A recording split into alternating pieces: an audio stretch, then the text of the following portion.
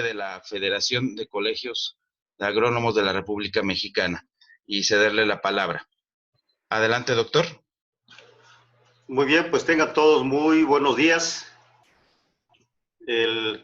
Quisiera comentarles que esta iniciativa de la Federación de Colegios de Agrónomos de la República Mexicana la estamos desarrollando justamente porque el campo mexicano pues requiere el día de hoy de ideas innovadoras para poder enfrentar exitosamente lo que viene de aquí hacia adelante después de la pandemia.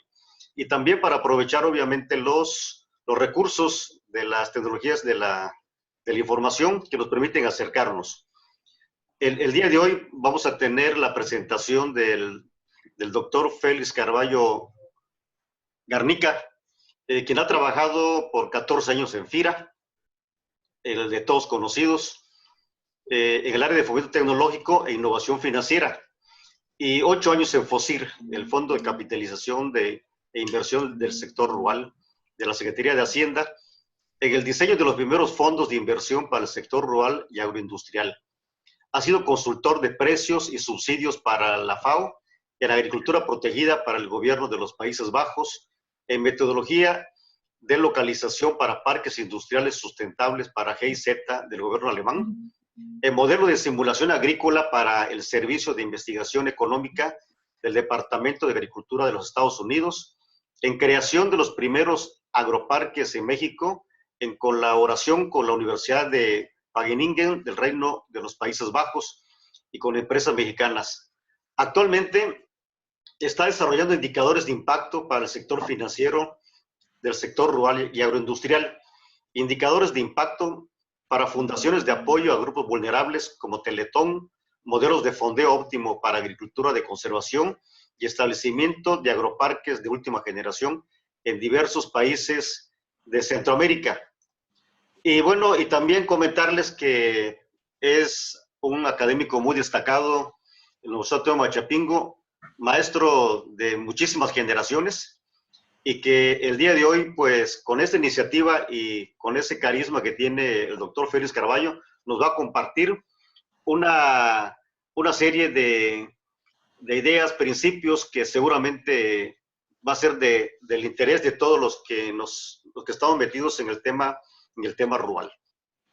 Sin mayor preámbulo, entonces, estamos ya a punto de iniciar formalmente con esta videoconferencia, y nada más comentarles algunas reglas para poder transitar correctamente durante esta videoconferencia, que esperamos que no sea el principio de una serie de videoconferencias en el cuales podamos participar todos los agrónomos en este intercambio necesario del conocimiento para que cada vez hagamos del sector productivo mexicano una actividad mucho más rentable.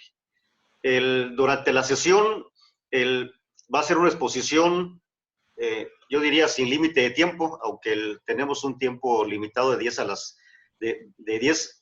a 12, y durante el cual les sugerimos, por favor, a todos los que estén ya en la plataforma, que mantengan sus micrófonos silenciados, a efecto de que tengamos una grabación de esta videoconferencia y esta pueda ser compartida sin elementos externos que la contaminen en ese sentido, ¿no? También quiero agradecer el hecho de que ha habido una gran demanda y un gran interés de los agrónomos y en general de las personas que hay en el medio rural por esta videoconferencia. Se apuntaron más de 450 personas para tomarla. No todos van a poder presenciarla, dado los límites que tiene la plataforma, pero al final de la videoconferencia se va a subir al portal de la Federación de Colegios de Agrónomos de la República Mexicana y la podremos replicar las veces que sea necesario para que más colegas la puedan conocer el contenido de esto, y que, bueno, seguramente que lo que aquí nos van a explicar nos va a ayudar bastante para entender qué es lo que está pasando el día de hoy, cuáles son los cambios que se están dando en la agricultura, en las tendencias de consumo, que nos permita después de esta pandemia tener más claro cuál es el panorama y sobre todo el fortalecer estas redes del conocimiento con todos los agrónomos y a partir de esta red del conocimiento, pues hacer las cosas mucho mejor. Bueno, sin mayor preámbulo, le dejamos con el uso de la voz a nuestro invitado de honor, nuestro invitado especial, el doctor Félix Carballo, al que, por supuesto, es un gran honor el poder presentarlo, doctor. Muy buenos días. Muy buenos días. En primer lugar, pues, agradecer a ustedes la posibilidad y el honor de poder dirigirme y platicarles algunos aspectos, la experiencia que hemos tenido en, perdón, nomás para ajustar aquí. Gracias. La experiencia que hemos desarrollado en el sector, pues por unos cerca de 50 años. El tema que vamos a manejar ahora, como lo tienen ustedes ahí en la presentación, es aspectos básicos, financiamiento y marco general del proyecto. Y le llamamos el Tetris de los proyectos productivos para el sector rural y agroindustrial, porque representa en cierta forma la idea de bloques que se van armando como una especie de rompecabezas para tener el proyecto completo. El marco de referencia general es el marco de referencia general en este caso es el proyecto productivo y la idea del financiamiento se marca precisamente dentro del proyecto productivo. Ahí tenemos una frase que pues pusimos porque creo que refleja, a pesar de que fue expresada en el año 540 a.C., lo que nos está sucediendo. Lo único que no cambia es el cambio. Lo dijo Heráclito de Éfeso sobre el tema del cambio constante. Y entonces, si algo tenemos en este momento que refleja nuestra situación, perdón, es precisamente el cambio. Bien, déjenme aquí. Perdón, están algunos cambios. Muy bien.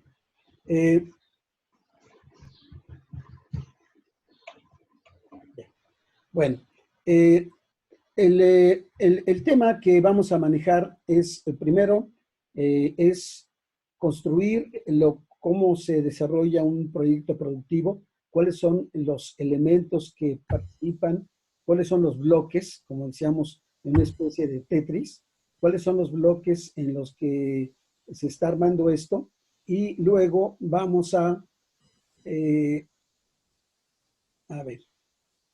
es que estoy tratando de, discúlpeme, estoy tratando de que aparezca, pero no aparezco. Bueno, lo importante es que tengan ustedes la presentación y la tengan a la vista. ¿Cuáles son los elementos para construir un proyecto productivo? Entonces, los principales elementos son, y aquí los tienen ustedes presentados, como dicen, en el orden de aparición, en un contexto lógico y cronológico para que puedan construirlo en forma adecuada. En primer lugar, dentro de este concepto, lo primero que tenemos que hacer es, no es que trato de abrir, pero no entro, no importa. Muy bien. ¿Cuáles los mercados meta? O sea, la primera parte de cualquier proyecto, desde luego, es cuál es el mercado, a quién vamos a atender. Y en este momento, uno de los elementos fundamentales es, en este mercado, que es un mercado cambiante, cuáles son los sectores que están afectando más durante y después de la pandemia. Es decir, cuáles son los elementos o aquellos sectores que están experimentando un gasto creciente, un gasto decreciente, o inclusive algunos que han mantenido un gasto constante. Y la idea que está tomando forma ahora es lo que se llama la nueva normalidad y las oportunidades que esta nueva normalidad está generando. Es un concepto que no conocíamos antes, es un concepto nuevo que poco a poco va tomando forma y va estableciendo una nueva forma, un nuevo esquema para ver las cosas. Déjenme plantearles algunas ideas en relación al tema del mercado. Acuérdense, el mercado pues es como decíamos, como decimos en la agricultura, ¿verdad? De la semilla al consumidor. Es decir, al final de cuentas lo que el consumidor va a obtener o va a usar o va a consumir, pues en la parte de alimentos, pues es una parte que fue definida desde el momento en que se decidió la siembra. La siembra, ya la semilla lleva todos esos elementos que se van a explotar, digamos, para el momento del consumo a través de toda la cadena o red de valor. Aquí les ponemos hice una pequeña gráfica en donde lo que estamos explorando es el cambio en la distribución de gastos del consumidor. Como pueden ver ustedes, hay una parte que le llamamos de precrisis. Esa parte son datos duros que fueron, digamos, analizados a través de los datos duros del Banco de México, bueno, de INEGI, la encuesta de gasto-ingreso, y ahí están ustedes, ven los porcentajes en algunos rubros, o en los rubros más importantes: alimentación, vivienda, compras varias. Fundamentalmente compras varias pues son bienes durables, vestido, etcétera, comida afuera en restaurantes, hoteles, etcétera. Bien, esa primera parte que está ahí, así es, así fue. Este es un dato, digamos, perfectamente definido en la encuesta de gasto-ingreso de los hogares de las familias mexicanas. La parte de crisis, que llamé crisis, ahí, tomando de varias fuentes, de varios esquemas, y utilizando algún tipo de modelación, estamos planteando cuál sería el cambio que se está dando precisamente, para el caso de México, en estos rubros. Ahí, como ustedes pueden ver, está dividido en porcentajes. Estrictamente hablando, esa barra es menor, porque la capacidad, el ingreso de los consumidores ha disminuido por las razones que ya conocemos. Pero lo que nos interesa es ver ese menor ingreso, ese menor capacidad de compra, cómo se está reflejando en términos de porcentajes.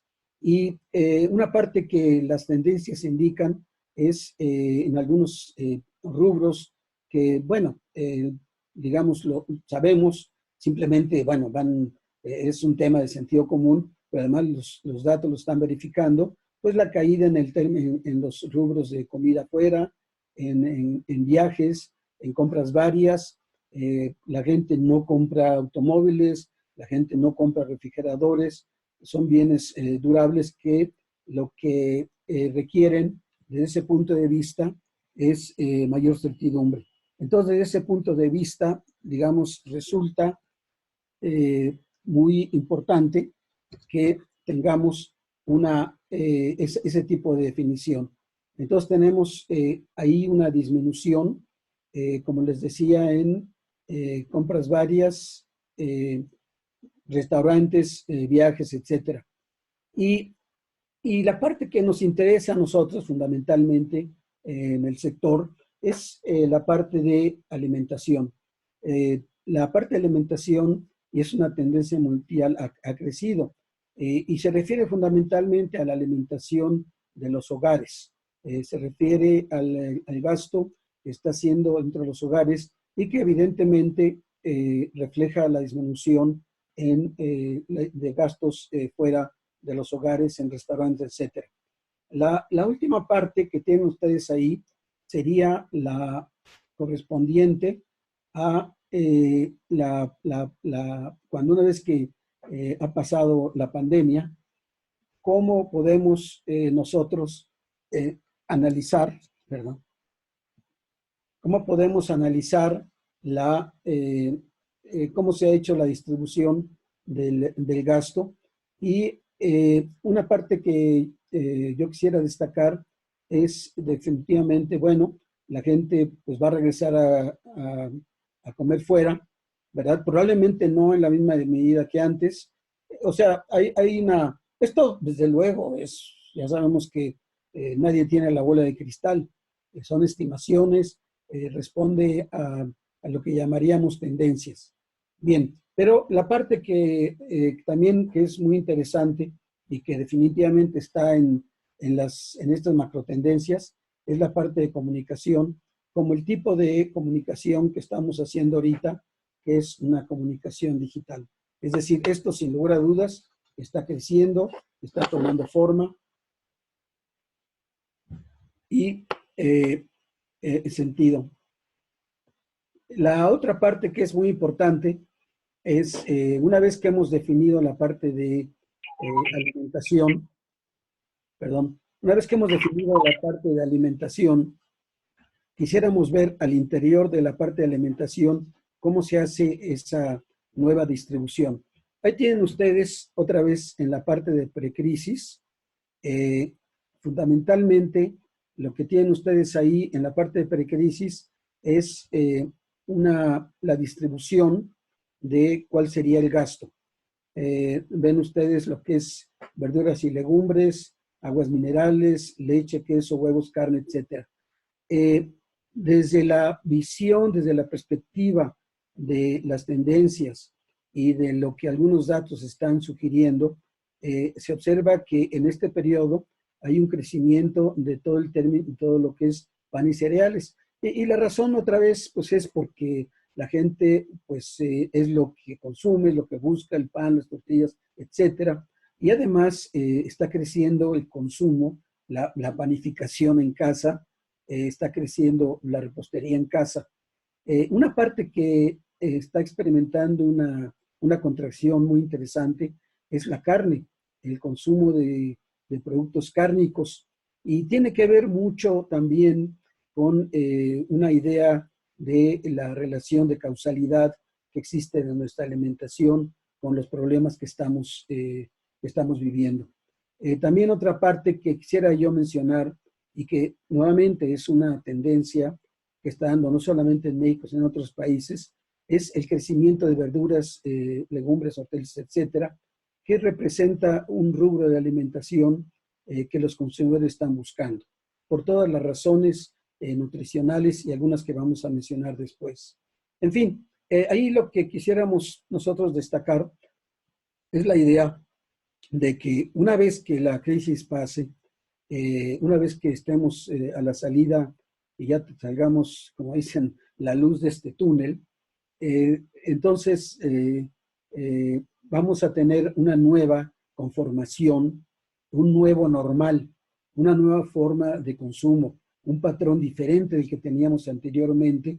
Y esta, de acuerdo a, repito, estos son estimaciones, alguna modelación, etcétera, pero nos permite vislumbrar que hay definitivamente algunas áreas que van a crecer, que es el tema de verduras, legumbres, hortalizas, etcétera, la parte de pan y cereales, la carne se va a mantener restringida probablemente, y también tendrán la parte de leche, quesos y huevos. Entonces, en la parte de aguas minerales, bebidas refrescantes y jugo, un elemento que puede estar incidiendo en que se pueda pronosticar o predecir un menor consumo tiene que ver con el azúcar, definitivamente. Es un tema que está incidiendo claramente en lo que es las perspectivas de los consumidores.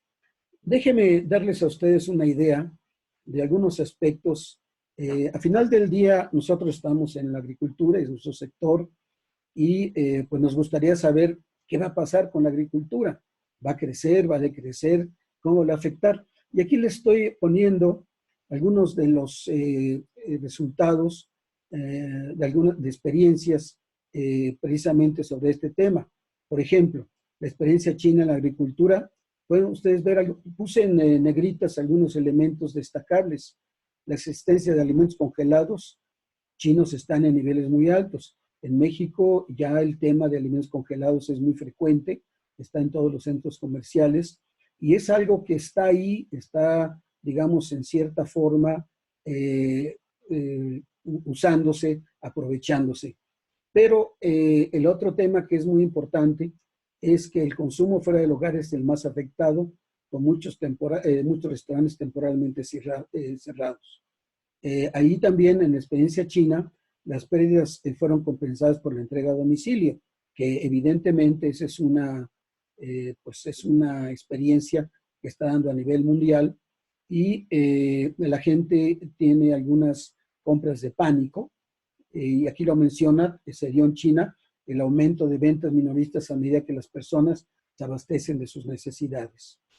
La otra idea muy importante, y realmente es la que yo creo que, es en mi opinión personal, es más significativa, es que las cadenas de suministro se ven afectadas de manera significativa debido a las restricciones en los movimientos dentro y fuera de las áreas infectadas y los trabajadores que se quedan en casa para evitar contraer la enfermedad. A final del día, y esto lo vamos a ver un poquito más adelante, es una red, hay eslabonamientos hacia atrás y hacia adelante.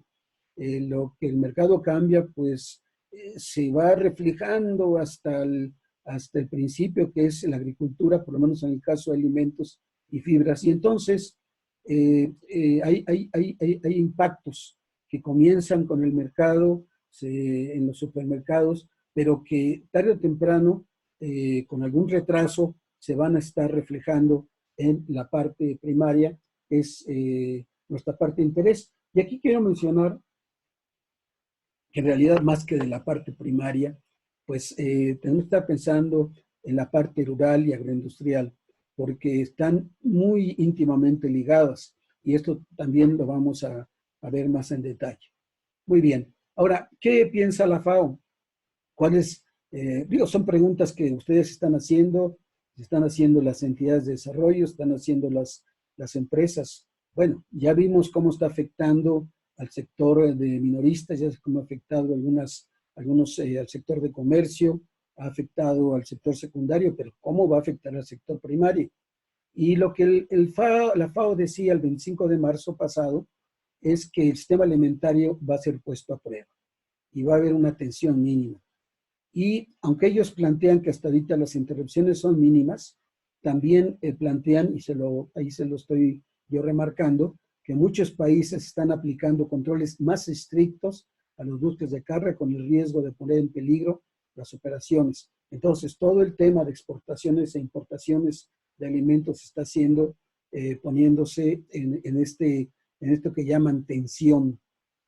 Otro tema muy importante es, nosotros tenemos los ciclos primavera-verano, otoño-invierno, etcétera, pero eventualmente, pues está el tema de los trabajadores de temporada, que, bueno, no van a tener la misma movilidad que tenían antes. Esto no tiene sin lugar a dudas, va a tener algún efecto sobre las épocas de cosecha y sobre la producción misma. Hay otro tema que es muy importante, y nosotros en la parte de economía agrícola, pues la conocemos. Esto que estamos enfrentando es lo que se llama un riesgo sistémico. Un riesgo sistémico porque es todo el sistema el que está en riesgo, y una experiencia, digamos, de muchos años ha mostrado que uno de los sectores que es más resistente a este riesgo sistémico es el sector agropecuario. Los economistas le llaman las betas. La beta, que es el cálculo de cuál es el impacto de riesgo sistémico sobre un sector, en el caso de la agricultura muestra que es un sector muy resiliente, es un sector que soporta estos cambios muy fuertes. O, si lo quiero poner en términos, por así que microeconómicos, de teoría económica, la demanda de alimentos es poco elástica y su efecto en el conjunto de consumo será probablemente limitado. Lo cual quiere decir, pues, que si es poco elástica, que la variable que la está moviendo, no hay una respuesta muy fuerte, ¿verdad? Proporcionalmente hablando. Pero, y aquí viene una frase muy importante, los hábitos alimentarios pueden verse alterados, que es otro tema que vamos a platicar. En fin, termina la FAO expresando que se va a producir un cambio en la forma en que las personas compran y consumen alimentos, como el aumento de las entregas en el comercio en línea y las comidas en el hogar. Nuevamente, esto está sucediendo, es claro, es parte de una digamos, de una modificación que otra vez se está dando en los mercados, pero que eventualmente o ya puede estar reflejándose hasta atrás, o sea, hasta el sector primario, porque están ligados, están vinculados. Repito, la frase clásica es de la semilla al consumidor, ¿verdad? Todo está en este sentido vinculado. Bien, ahora, regresando al tema de cómo se arma un proyecto productivo, y ahí vamos a hablar de dónde entra la parte de financiamiento. La primera parte, como le dijimos, fue los mercados. Bueno, ¿quién es el segmento de mercado que atendemos? En el caso de proyectos del sector agroindustrial, pues es un mercado, digamos, localizado, es un segmento definido, pero lo importante es que el reconocimiento de que esos mercados inevitablemente están conectados con el consumidor final, es por lo que he presentado yo algunos cambios importantes en esos mercados y las repercusiones que van a tener hacia atrás, que honestamente no sabemos. Hacemos propuestas, metemos modelos, estudiamos, pero como tenemos duda de cuánto va a durar el fenómeno, eso complica poder hacer aseveraciones, como dirían los estadísticos, que sean estadísticamente significativas. Bien, la segunda parte es la propuesta de valor. Y la propuesta de valor es cuáles son las expectativas de productos y servicios cuando regresemos a la nueva normalidad. Este tema de la nueva normalidad, pues yo lo comento porque es un tema mundial. Todo el mundo ya estamos de acuerdo de que no va a ser lo mismo. Los cambios probablemente son irreversibles y vamos a tener lo que, repito, se llama ahora lo nuevo normal. ¿Qué es lo nuevo normal? Bien, lo nuevo normal obviamente está relacionado con el proyecto, porque el proyecto, una vez que ya definió, y en el contexto de lógico cronológico que mencionamos, una vez que el proyecto ya definió cuál es su segmento de mercado, bueno, ¿qué te ofrezco? ¿Cuál es mi propuesta de valor? ¿Cuál es la diferenciación? ¿Por qué vas a pensar que mi proyecto te interesa? ¿Por qué vas a consumir los bienes y servicios que yo voy a producir? Y aquí quisiera yo entrar al tema de las megatendencias. Y repito, el tema de las megatendencias es importante porque otra vez afecta a los mercados finales, afecta no solamente lo que consume la gente, sino cómo lo consume. Aquí estamos poniendo algunas de las tendencias que están señaladas por consultores internacionales. He hecho una integración de varios consultores internacionales presentando cuáles serían los elementos que entrarían para definir precisamente esas macrotendencias. La primera es prosumismo. ¿Qué es prosumismo? Bueno, prosumismo viene de productor y consumidor. Productor y consumismo, prosumismo. La idea de que el consumidor comienza a plantear, deja oír su voz, produciendo de acuerdo a sus necesidades. De alguna forma, lo que el mercado le da no es exactamente lo que requiere. Entonces comienza a evaluar la posibilidad de él mismo producir. Bueno, y ahora va a tener tiempo y va a tener la necesidad probablemente de generar algunos de sus productos, darle cierta modalidad. Entonces, la idea de prosumismo está tomando mucha importancia precisamente porque el consumidor ya no se conforma. Muy importante es el naturalismo. Los consumidores buscan productos naturales que no afecten el medio ambiente. Yo creo que esta es una de las macrotendencias que están más presentes y que, sin lugar a dudas, tienen un efecto sobre el sector primario. Porque al final del día, ¿dónde comienza la producción? Pues comienza en el campo. El campo es la naturaleza. Nosotros estamos manipulando esa naturaleza. Y entonces, la pregunta que hace el consumidor, bueno, ¿y lo que estás produciendo está afectando el medio ambiente? Entonces, es claro que hay una búsqueda cada vez mayor de ese, entre comillas, pureza de los productos, ¿verdad? Que respondan a una situación de respeto a la naturaleza. Otra parte es el tribalismo. Bueno, el tribalismo viene de la idea de que pertenecemos a una tribu, pero no es otra cosa más que la necesidad de pertenencia a través de formar grupos con una causa común.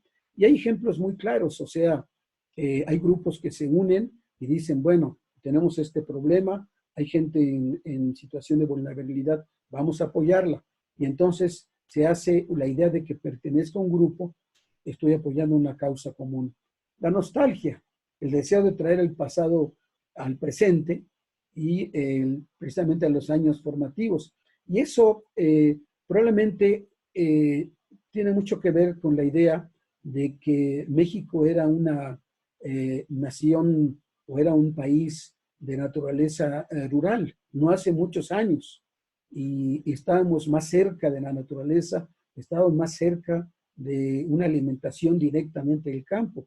La gente salía y tenía las frutas, tenía las hierbas, todavía hay una alimentación. Esto poco a poco las cadenas y la distribución, la comercialización ha ido separando al consumidor de ese pasado que aparentemente se dice era mejor. Bueno, probablemente no lo era, pero sin lugar a dudas hay elementos que sí están siendo presentes en la idea de atraer del pasado algunas ideas que nosotros pensamos que eran positivas.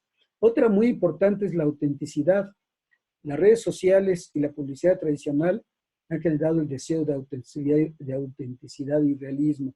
Es decir, la gente ya no quiere que nos vendan cuentitas de vidrio, ya no quiere esa publicidad que nos miente, quiere publicidad que nos diga la verdad, que sea realista, que nos exprese auténticamente lo que está pasando, lo que va a pasar, lo que el producto me está dando. ¿Realmente me estás dando algo? O ahí dices que me das algo, pero me estás dando otra cosa diferente.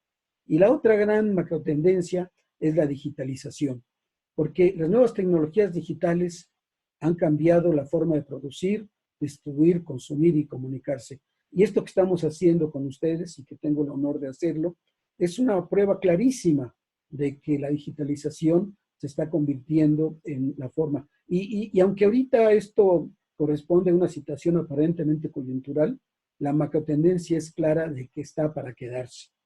Es una forma eficiente, es una forma directa, es una forma más, digamos, más eficiente desde el punto de vista de costos. La posibilidad la semana pasada di una plática, 370 personas se conectaron.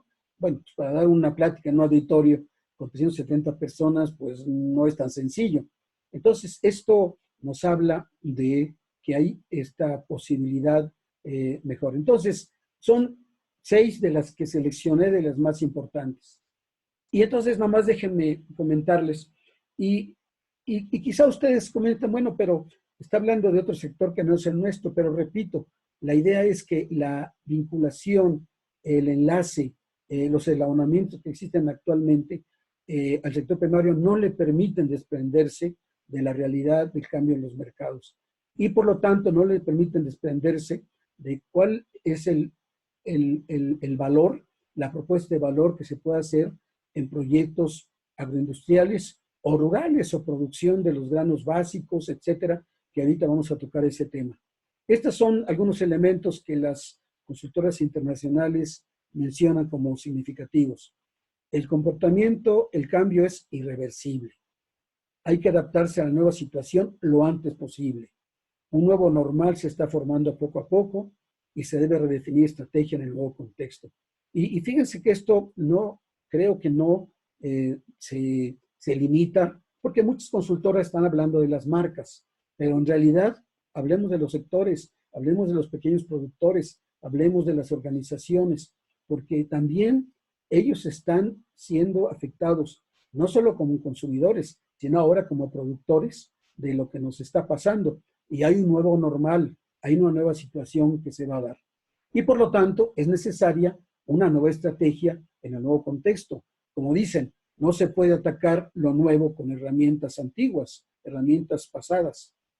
Y las consultoras manejan diferentes, digamos, enfoques innovadores. Déjenme rápidamente darles alguna idea de cuáles son esos enfoques innovadores que lo que expresan es cómo se está respondiendo a esta situación, cómo hay digamos, un esfuerzo de las marcas para responder rápidamente. Voy a referirme a marcas en general y luego vamos a hablar pues de las nuestras, ¿verdad? De las agroindustriales. Una es el apoyo a primera línea, sin lugar a dudas. Ahí tienen, por ejemplo, un ejemplo de oferta de productos gratuitos. Esta empresa, Pret a Manger, que es una empresa de alimentos, le dice a los compañeros que están trabajando en el frente de batalla, dice, sus bebidas calientes están, nosotros las pagamos, son gratis y además le damos el 50% de descuento en todo lo demás. Y viene un elemento que es lo que le da ese sabor humanista a lo que estamos haciendo. Y además les agradecemos por lo que estamos haciendo, ¿verdad? Por lo que están haciendo ustedes. El caso, por ejemplo, de esta empresa L'Occitane, ellos lo que están haciendo, les están enviando cremas de manos a los trabajadores de salud. Y fíjense qué expresión tan agradable. Dice, para suavizar sus manos que están tan trabajadas. O sea, que están haciendo y nosotros les estamos dando estas cremas. Entonces, nuevamente, no solamente es el tema de que te ofrezco productos o recursos, sino te ofrezco mi agradecimiento. Otro ejemplo aquí, las Filipinas, esta empresa Yellow Cab les da 250 cajas de pizza a 46 hospitales, ¿verdad? Y además con notas manuscritas de agradecimiento. Fíjense, otra vez regresamos al tema. Ya no solamente es el tema de la donación, entre comillas, física, sino es el agradecimiento que comienza a convertirse, ¿se acuerdan de la macrotendencia que hablábamos de la pertenencia? De la idea de que, bueno, pertenecemos al grupo humano, ¿verdad? Y entonces un elemento de eso es que estamos juntos y te apoyamos. Otra muy interesante es esta empresa de Singapur, que lo que hace, pues les manda vales de viajes por $10 de Singapur, a los que le llaman los héroes de primera línea, trabajadores sanitarios y profesionales médicos. Y yo creo que nadie tiene absolutamente ninguna duda que esto es totalmente merecido por todos los riesgos que están tomando. Nosotros, los que estamos en alto riesgo, como un servidor, yo llevo ya un mes aquí en clausura en la casa de ustedes, tengo todo mi equipo con mi esposa, estamos pues respetando la cuarentena porque todos tomamos conciencia de lo que eso representa. Otra parte muy importante y que va a tener y que tiene una serie de implicaciones es la idea de marcas que no fabrican un producto pertinente. No es algo que no es relevante al tema, pero lo que quieren hacer están cambiando sus procesos de producción. Y como se dice, probablemente va a afectarlos en su rentabilidad de corto y mediano plazo. Pero, y esta es una frase mágica, el sentimiento positivo generado entre los consumidores y los medios de comunicación cosechará beneficios a largo plazo. Este es otro elemento que pues yo los invito a que tengan en mente. Este es un tema de largo plazo. Está sucediendo ahora, es un tema cotidiano, pero estrictamente hablando, la forma de verlo más, no solamente optimista, más realista, es que es un tema de largo plazo. Esto, como dicen, resistiremos, esto va a pasar. Y entonces, en el nuevo normal, habrá el reconocimiento a quienes hicieron, a los que no lo hicieron. Y aquí hay algunos ejemplos en ese sentido. Aquí tienen ustedes una empresa de perfumes y cosméticos que lo que hace, pues dijo, bueno, pues vamos a cambiar nuestra línea de producción y lo que vamos a producir es gel para las autoridades públicas. Vean ustedes, eso implica cambios, tienen el know-how, algunos de los productos que están ahí, bueno, los utilizan, pero están dispuestos otra vez, por ejemplo, Louis Vuitton está dispuesto a cambiar su línea para apoyar este aspecto común. Hay otro caso muy interesante es Foxconn. Ellos se encargan de manejar o hacer la maquila de los iPhone y ahora lo que están haciendo es fabricar máscaras quirúrgicas. En esta guerra contra la epidemia, cada segundo cuenta. Vean ustedes qué fuerte el mensaje. Ahora, otra parte que pues todo mundo estamos al pendiente, sobre todo los que estamos en situación, por aspectos de edad, de vulnerabilidad y otros compañeros, es la idea de cómo se puede apoyar. Este es un supermercado danés que toma una posición contra el acaparamiento. ¿Se acuerdan que decíamos que había una tendencia, lo dice la FAO, a que la gente toma los productos, va y hace, ahí pues trata por el pánico, obvio, de tener una gran despensa en su casa, como hacían durante la Guerra Fría. Yo recuerdo en Estados Unidos, cuando estaba yo en la Universidad de Illinois, veía unos letreritos amarillos y una flecha que decía abajo, y siempre me pregunté qué era eso. Y resulta que eran los refugios que la gente, que hacían todas las universidades, los centros públicos, donde se iba a refugiar la gente cuando viniera la guerra atómica. Y ustedes en esos refugios tenían muchos alimentos, estaban preparados. Bueno, no es lo mismo, pero pues el pánico pues nos gana y entonces vamos al súper y me llevo las cosas. Y estos señores de Meni dicen, una botella desinfectante te la doy a 6 coronas. Pero si te quieres llevar 2, te cuestan 125 coronas. Ups, pues ya no, ¿verdad? Entonces, son conceptos que tienden a facilitar precisamente que no haya ese acaparamiento y que todo mundo tenga acceso a los productos. Es decir, durante la Segunda Guerra Mundial, la gente, por ejemplo en Estados Unidos, tenía sus libretitas de racionamiento y no importa que tuviera mucho dinero, no podía consumir más de lo que su libreta de racionamiento le permitía. Era una forma de asignar los alimentos en una forma que todo mundo tuviera acceso a los mismos. Ahí tiene otro muy interesante, que es Seamless. Lo que hace Seamless es lo que le llaman ahora entrega sin contacto. Es decir, es una opción y ven ustedes que lo que hacen, ven ustedes esa notita que dice entrega sin contacto o libre de contacto. Por favor, deje en la puerta o deje en el lobby el producto y que me avise el que trae, el que nos hace el compañero que entrega, para que sepa que ya está ahí mi producto.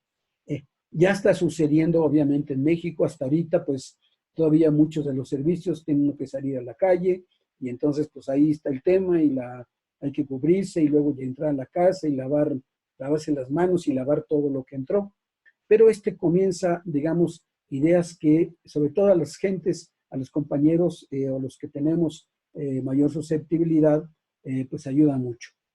Otra idea, y esta es muy interesante porque ahí en Argentina, el icono, el logotipo, el logo de Mercado Libre, pues todo el mundo lo conocemos, 2 manos estrechándose, mostrando solidaridad, pero ellos dijeron, bueno, esto ya no, y entonces lo que pusieron ahora es tocarse con los codos.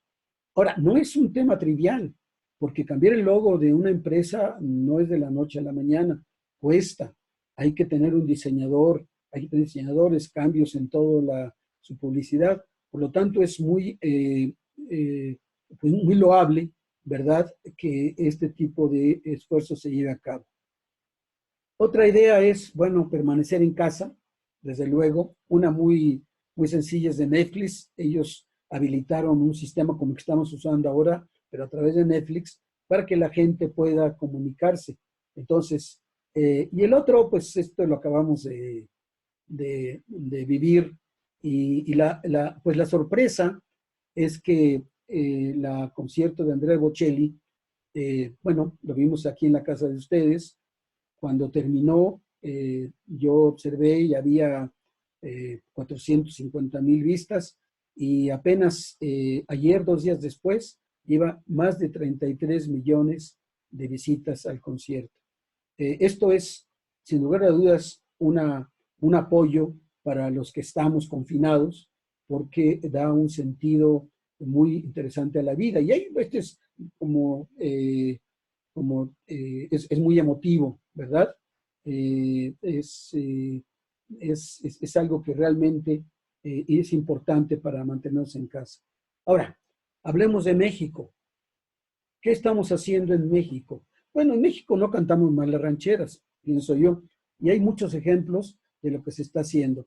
Un ejemplo muy claro son los centros comerciales. Ahora, si ustedes piensan, la distribución de alimentos tiene varias vías. Una de las más importantes, sin lugar a dudas, son estas tiendas departamentales como Walmart, como Fresco, que distribuyen los alimentos que produce el sector.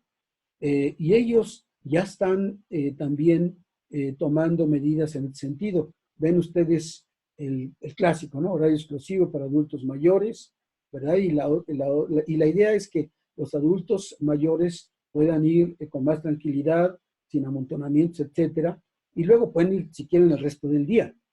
Pero esto es importante. Ahora, hay sectores muy golpeados dentro del sector primario. Toda la parte de procesamiento de bebidas alcohólicas que tienen su origen, por ejemplo, en los agaves, tequila, mezcal, etcétera. El caso de los rones, es un sector que a raíz de que se cerraron los bares, se cerraron los restaurantes, pues está siendo afectado fuertemente. Pero ven ustedes la respuesta que se está dando. Un concierto en vivo para apoyar la economía local de nuestra familia de meseros, bartenders y personal de restaurantes y bares. Es decir, está vivo el sector, están apoyándolo. O por ejemplo, vean ustedes el de abajo, sesión número 1, historia del ron. Es decir, esto se hace por redes sociales y el sector está vivo, sigue presente en la mente de los consumidores, sigue presente en el mercado. Este es otro ejemplo, y ya hablando de empresas que llamaríamos muy cercanas a nuestro sector, por ejemplo, el caso del Grupo Bimbo, ¿verdad? Y ahí pues hay otra vez el tema de agradecimiento. Dice, agradecemos y reconocemos a todos los profesionales que con su compromiso e entrega protegen nuestro bienestar. Hoy más que nunca, cuidarnos es honrarlos, ¿verdad? Entonces, otra vez, parece que el sector agroalimentario, la agroindustria también está comenzando a buscar enfoques innovadores para integrarse a este concepto de pertenencia. Y otro ejemplo que es muy interesante porque tiene que ver con la idea de lo que la sociedad está haciendo. Aquí tienen ustedes una sociedad, un grupo organizado que se llama Todo Suma, y lo que hace fundamentalmente es que ofrece tiempo, asesoría y servicios, donar y trasladar víveres o recursos, funcionar como punto de acopio. O sea, son fundamentalmente un grupo de compañeras que se unen y buscan cómo pueden apoyar a la comunidad, a los grupos. Y el tema de víveres es fundamental, el tema de alimentos. Y ven ustedes cómo dicen, pide a 5 amigos cercanos que donen 5 víveres y que inviten a otros amigos cercanos. Hay otro ejemplo que estamos poniendo ahí de la industria nacional, es el Grupo Modelo. Ahí lo tienen ustedes, donará botes de gel antibacterial hecho con el alcohol extraído al producir la cerveza. O sea, es un subproducto, es una especie, es muy interesante porque es una especie de economía circular, ¿verdad? Un producto que es un subproducto que sale, pues ahora se puede convertir en el insumo para otro producto que tiene una gran pertinencia. Walmart, ya lo habíamos mencionado, y aquí quiero mencionar una parte que es, pues es una paradoja porque les anunciaron que estaban poniendo horarios especiales para grupos vulnerables, también anunciaron que, pues por razones obvias, los compañeros de más de cierta edad ya no podían trabajar ahí, son voluntarios, obviamente ya no tenían ese ingreso adicional, pero entonces para compensar este cambio, dice, Walmart estará brindando un apoyo económico a los adultos mayores que trabajan como empacadores. Es decir, no te dejo trabajar porque pues eres susceptible y además con gran riesgo de contraer la infección, pero al mismo tiempo te estoy apoyando para que en este periodo no veas tan afectada o por menos afectada tu economía. Otra empresa es que Natura, que se dedica, eh, eh, eh, va a dejar de producir líneas, que es un ejemplo como el que habíamos mencionado, de maquillaje y perfumería, y se va a dedicar a aspectos fundamentalmente de alcohol y gel y líquido. Entonces, en resumen, todo esto se relaciona con el tema de la propuesta de valor y cuáles serían, entre comillas, las lecciones que uno ve de este comportamiento. Las consultoras internacionales dicen, los que están haciendo esto tienen un profundo conocimiento de lo que sus marcas están ofreciendo. ¿Por qué propósito? Es decir, cuando ustedes hacen su propuesta de valor en el proyecto, la pregunta central es, ¿cuál es el propósito? ¿Por qué lo están haciendo? ¿Por qué es diferente lo que están planteando? La segunda, están dispuestos a pensar creativamente en el uso de nuevos canales, es decir, nuevos enfoques de producción. Y aquí tiene mucho que ver aquel tema que se ha hablado siempre de la cuna a la cuna. Cuando hago mi proyecto productivo, no es porque lo haga y bueno, pues no hay problema, después lo parcho si hay un riesgo ambiental. No, no, desde que lo estás diseñando, tienes que generar un enfoque en que ya de entrada ya tomaste en cuenta ese nuevo normal. No puedes hacerlo igual como era antes porque las cosas están cambiando. Por eso dice, cómo evolucionar su enfoque para construir nuevas ofertas. Ahora, estas empresas, estas marcas, han sido muy ágiles en la ejecución, han traído situaciones difíciles para ejecutar en el mercado, pero han hecho muy rápidamente. Y el otro tema que, insisto, es crítico, han tomado una visión a largo plazo sobre cómo sus marcas serán percibidas en el futuro como resultado de este trabajo. Fíjense, son ideas muy sencillas, pero bueno, estamos hablando aquí, están expresadas de marcas, pero nuevamente uno podría hablar de organizaciones, o sea, las organizaciones de productores, las organizaciones, los compañeros en el campo, las entidades que lo apoyan. Bueno, ¿por qué? ¿Cuál es el objetivo? ¿Qué nuevos canales están pensando? ¿Qué nuevas formas estamos diseñando desde ahorita para atenderlos cuando esto se resuelva? Somos rápidos, son suficientemente rápidos y sobre todo tenemos una visión de largo plazo, una visión que a largo plazo no debe ser menos de 10 años, es decir, una década, cuando podríamos decir lo que llamarían la vida útil de un proyecto, ¿verdad? Bueno,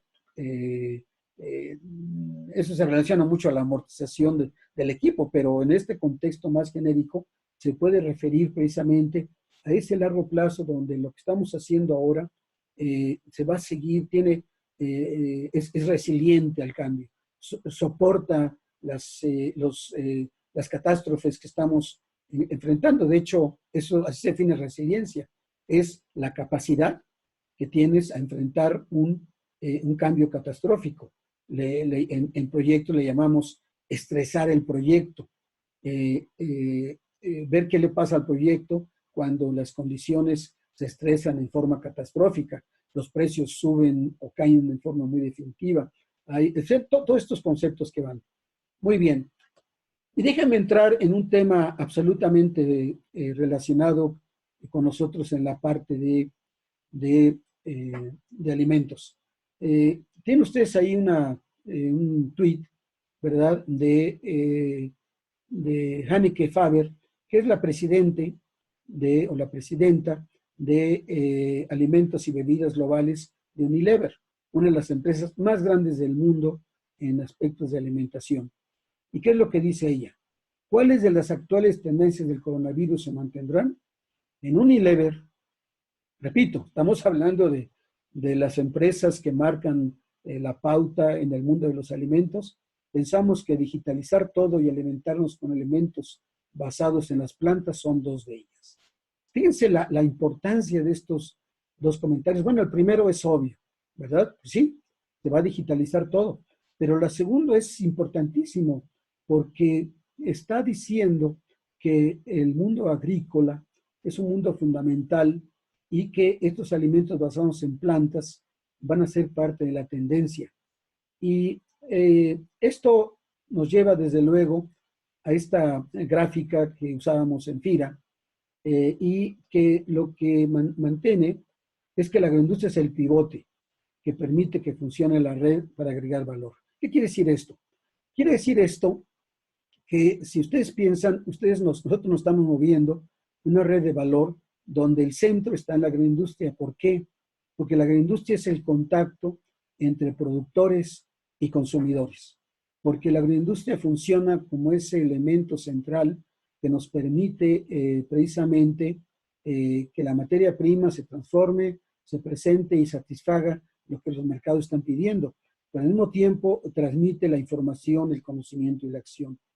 Cada red de valor en cada sector tiene su propio pivote, tiene su propio elemento que es el que determina.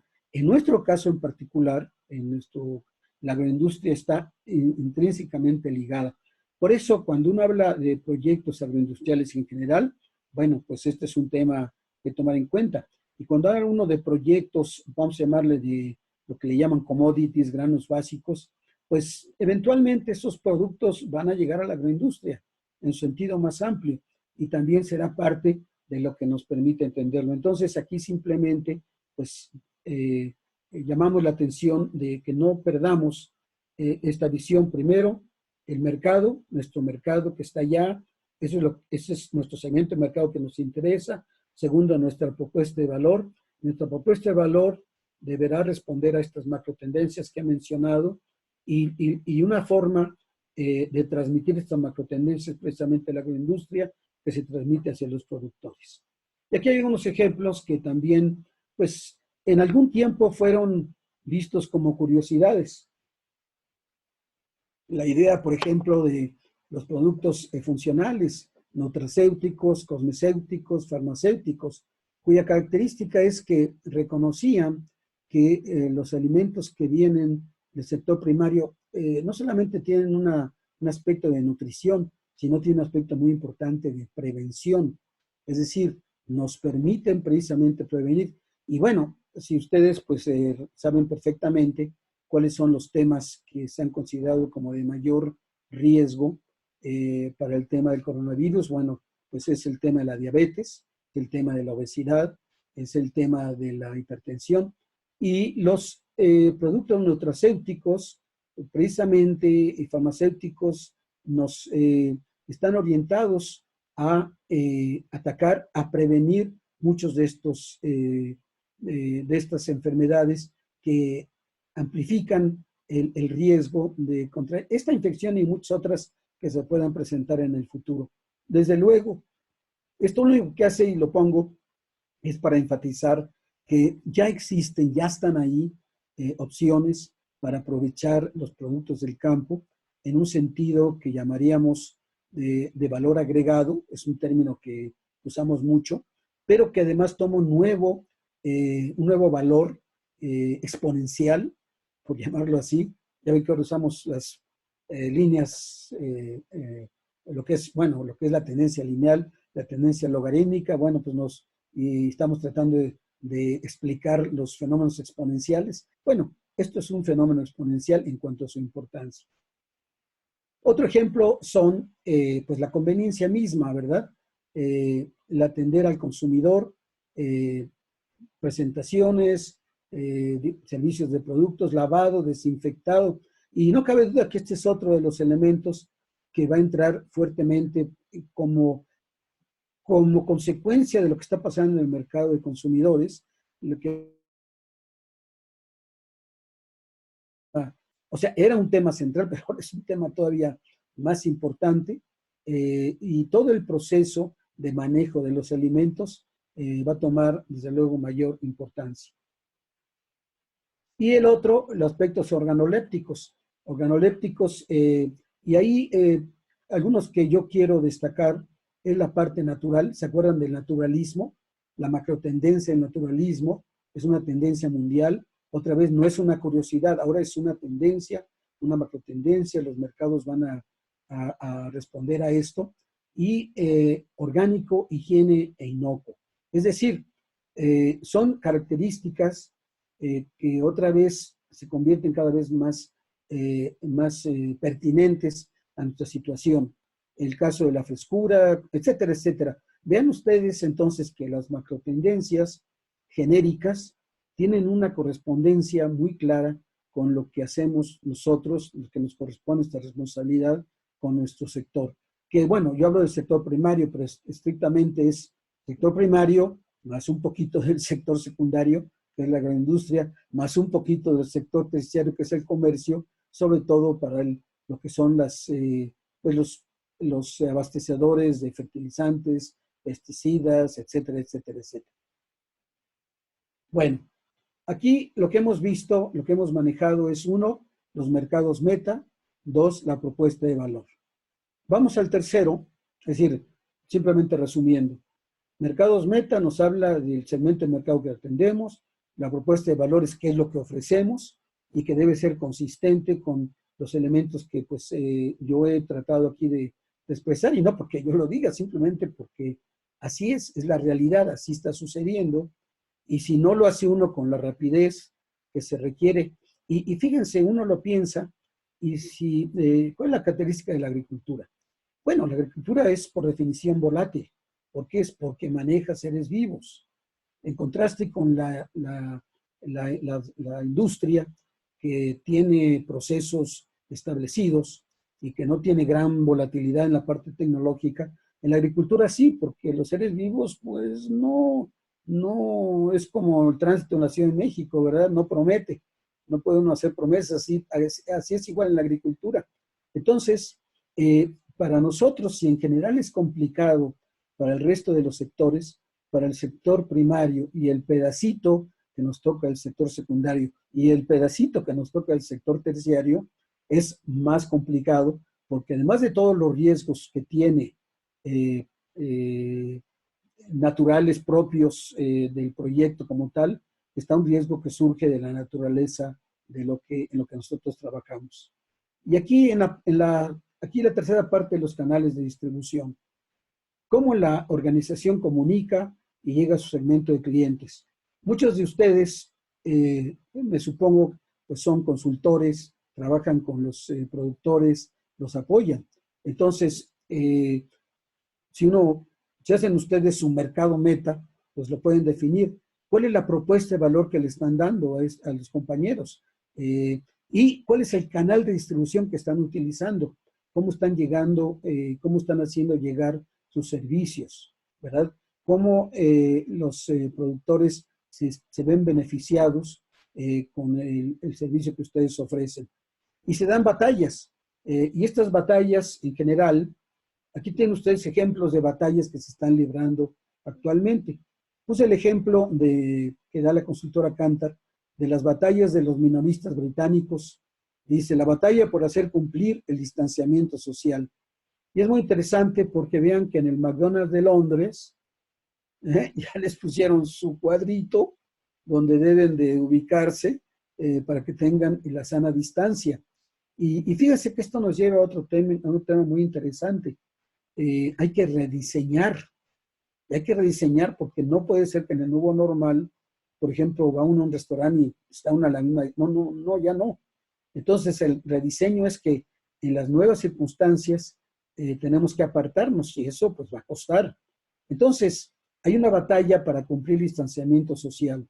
Hay una batalla y en el sector primario pues se va a dar en muchos sentidos, porque, bueno, el espacio existe, pero todas las actividades de acopio, por ejemplo, pueden implicar un acercamiento. Eso hay que pensarlo, bueno, cómo se va a manejar.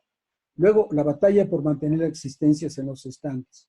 Bueno, independientemente de los otros productos, la batalla para mantener los alimentos. Y no solamente mantener los alimentos en general, sino mantener los alimentos frescos. ¿Cómo los manejamos? ¿Cómo se van moviendo del campo?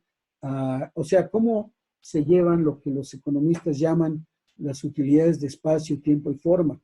O sea, la idea de que, bueno, los productos no se producen ni en el momento, ni en el lugar, ni en la forma que los consumidores la requieren. Entonces hay que integrarles lo que le llaman utilidades de espacio a través del transporte, de tiempo a través del almacenamiento y de forma a través de la transformación agroindustrial. Bueno, todo eso son temas críticos para lo que es los alimentos, que es nuestro sector, alimentos y fibras de nuestro sector. Y luego la batalla por proteger al personal y a los compradores de la infección. Bueno, aquí si ustedes lo quieren trasladar a nuestro sector, pues pueden hacer muchas analogías. ¿Cómo vamos nosotros a participar, por ejemplo, si ustedes son consultores con organizaciones de productores? Yo, por ejemplo, he hecho consultoría a organizaciones de 50,000 pescadores, he hecho consultoría a organizaciones de conservadurismo, tanto en el sector forestal, etcétera. Y bueno, hay que tratar con la gente, hay que platicar con ella. Están acostumbrados a reuniones, a asambleas. ¿Cómo podemos dar la batalla para protegerlos a ellos y protegernos nosotros de que se genere la infección? No es el tiempo, desde luego, cuando todo tiene que hacerse en forma presencial. No conozco la cifra, pero estoy seguro que hay más teléfonos móviles que personas en México, ¿verdad? Todo el mundo ya lo tiene. Esto es una situación muy particular porque da entrada a soluciones que antes no teníamos a la mano. Entonces, ahí tienen ustedes esas batallas que, bueno, la están librando en Inglaterra, la están librando en Estados Unidos, la estamos librando nosotros. Esto es viéndolo desde el punto de vista del consumidor final, pero son batallas que se trasladan también hacia atrás y se están dando en el sector primario y en el sector secundario que nos compete. ¿Cómo se están dando? Bueno, ese es nuestro trabajo, esa es nuestra chamba, esa es nuestra responsabilidad. Bien, entonces, dentro de lo que estamos diciendo, ustedes definen sus mercados meta, definen su propuesta de valor, definen sus canales de distribución, ¿verdad? Y luego establecen sus relaciones con los clientes. Y aquí otra vez regreso a las macrotendencias. El bloque de relación con clientes describe los tipos de relaciones que una compañía establece con su segmento de mercado. Nuevas voces y nuevas formas de relacionamiento están surgiendo y se requiere que haya autenticidad, que lo que ofrezcamos sea efectivamente lo que estemos dando y que entonces no hagamos, como decían los economistas del siglo XIX, que la oferta crea su propia demanda. No creemos nuestra demanda, que la oferta corresponda a la demanda que existe. Entonces, ese relacionamiento, y quiero regresar un poquito al tema de la consultoría para nuestro sector, es crítico, porque ustedes recuerdan El extensionista, aquella obra de teatro, cuando el extensionismo en México, pues la verdad era un orgullo en el sentido de cómo los compañeros iban a campo.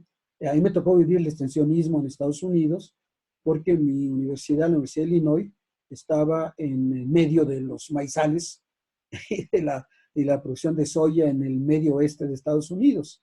Entonces, conocí muy claramente cómo se conectaba la universidad, tenía un área de extensión, cómo se conectaba con los productores, el tipo de asesoría que daban y en qué sentido funcionaba o no funcionaba.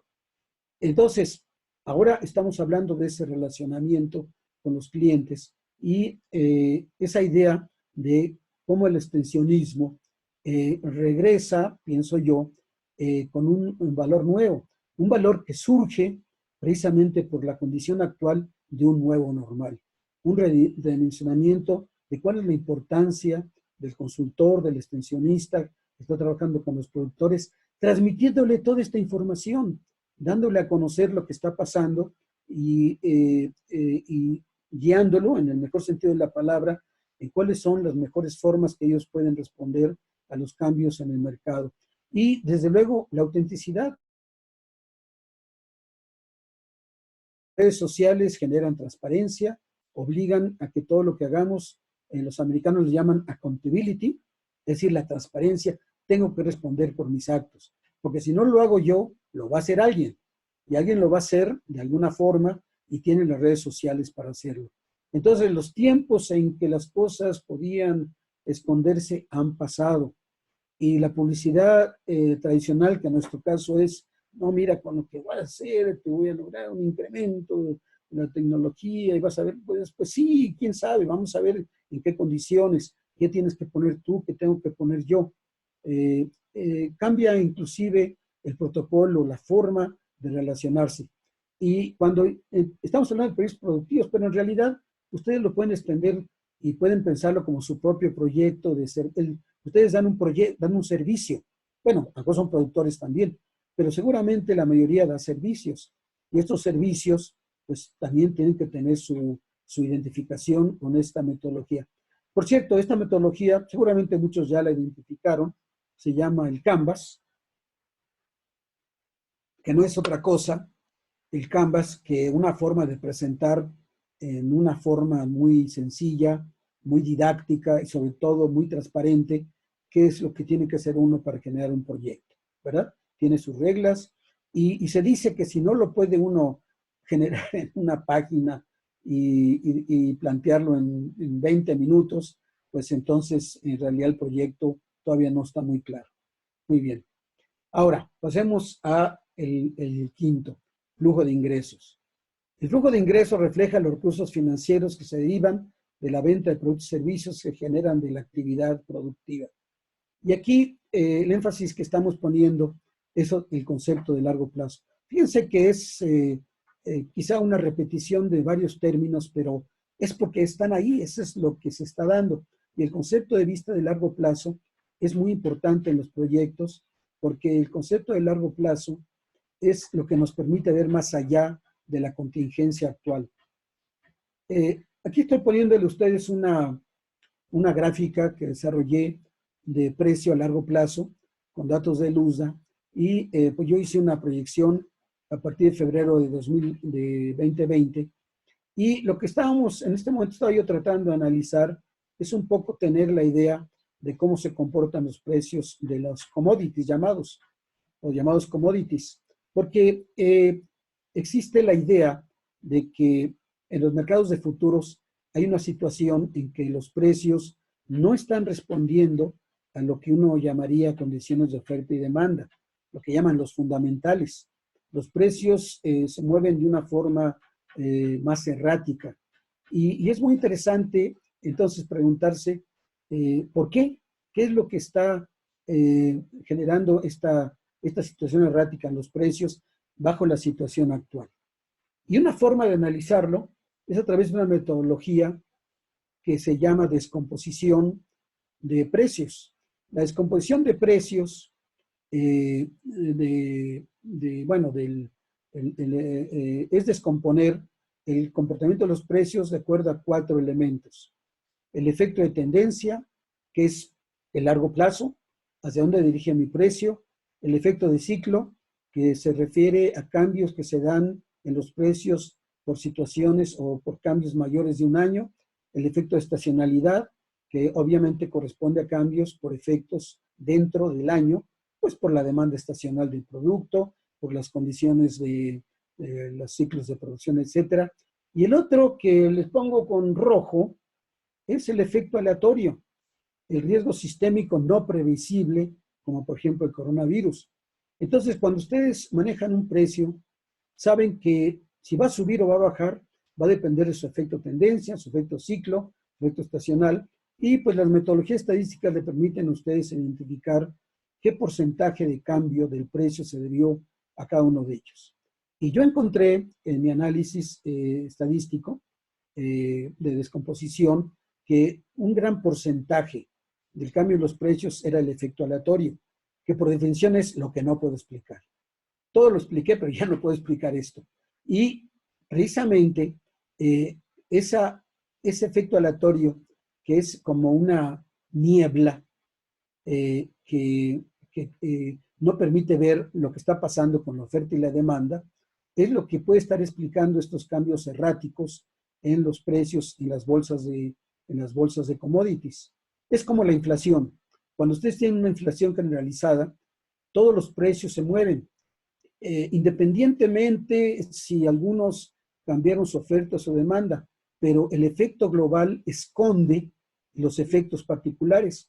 O, por ejemplo, lo que pasa en las bolsas de valores. Cuando las acciones de unas empresas cambian, pero hay un efecto global, se pierde el contexto si la empresa mejoró su acción porque mejoró su rentabilidad, o porque fue más eficiente en costos, o porque todas las empresas están sufriendo un efecto sistémico. Todo el sistema nuevamente actúa como una, repito, una niebla que esconde los efectos particulares. Entonces, en los precios de los commodities esto es muy claro y por lo tanto eso nos permite comenzar a tratar de entender qué está pasando al respecto. Entonces, cuando hablo de flujos de ingresos, y bueno, flujos de ingresos en su análisis de evaluación que vamos a ver después, pues corresponde evidentemente a cuáles son mis ingresos. Los ingresos corresponden a qué precio vendo y cuánto produzco. Y un elemento fundamental, otra vez, es, pues velo en el largo plazo, trata de entender esos precios. Ya saben, en Excel todos somos ricos, ¿verdad? Entonces, cuando hago mi flujo, pues pongo que el precio está subiendo al 10% anual, uy, ya salió, que los costos están bajando al 5% anual, pues así cualquier proyecto es rentable. Pero cuando la realidad llega y los precios, pues a veces suben, a veces cambian, y nos enfrentamos a uno de los grandes problemas, otra vez de nuestro sector, que repito, es la volatilidad de precios. El problema no es que suban o cambien, el problema es que para planear tenemos que saber si suben o cambian. Y como no sabemos y tenemos una gran volatilidad, entonces nuestros planes pues son débiles, no son robustos.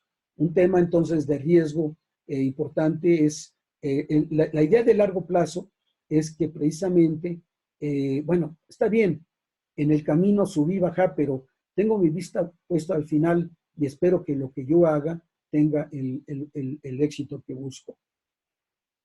La otra parte es actividades clave, perdón, recursos clave. Los recursos clave pues no son otra cosa. Ok, ya dijeron su demanda, ya establecieron su propuesta de valor, ya identificaron qué es lo que van a vender, ya identificaron, bueno, qué canales van a utilizar, cómo se van a relacionar con el cliente y ya tienen una idea de cuáles son sus flujos de ingresos esperados.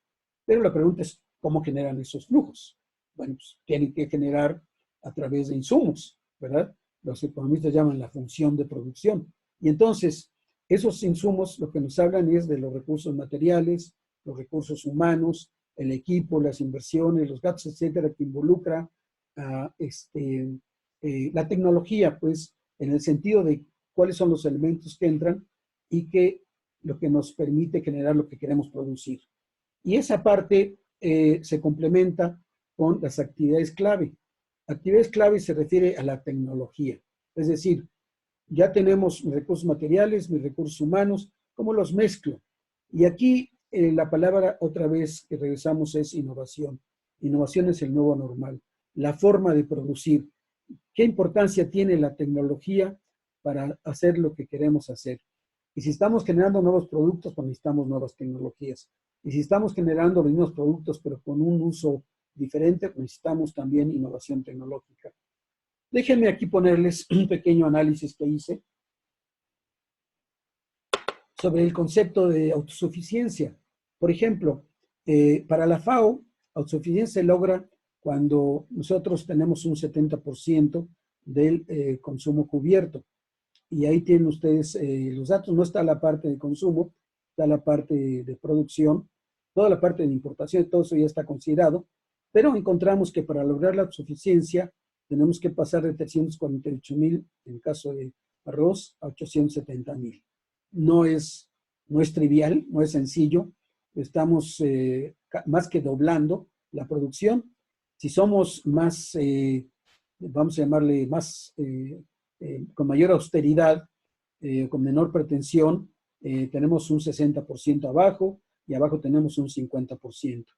Y desde luego la pregunta es, ¿cómo llego a ese 70%? ¿Verdad? 70%. La de 2020 es una proyección, obviamente. Espero que salga bien, pero más o menos plantea un poco la idea. Ahí está el caso de trigo. Otra vez, tenemos 2019, tenemos que pasar de 4 millones a 8 millones, casi el doble para tener autosuficiencia. Y la pregunta otra vez, ¿y cómo lo vamos a conseguir? ¿Y cómo lo vamos a lograr? ¿Y qué tenemos que hacer para lograr la autosuficiencia? que además es una aspiración nacional. Muy bien. Y luego pasamos al maíz amarillo, que tenemos que pasar de cerca de 5 millones a 19 millones para tener una autosuficiencia de 70%. Ups. ¿Cuánto es? Es que 5 veces tiene que crecer la producción de maíz para que tengamos la autosuficiencia o podamos decir que tenemos autosuficiencia. Si somos, os repito, menos pretenciosos, bueno, pues a lo mejor en 50%, ¿verdad? Pero de todas maneras, pues tenemos que multiplicarlo por 3. Estos conceptos de los granos básicos, bueno, se facilitan cuando estamos hablando de frijol. De hecho, estamos muy cerca de la autosuficiencia, entonces no es un reto así que absolutamente irrealizable.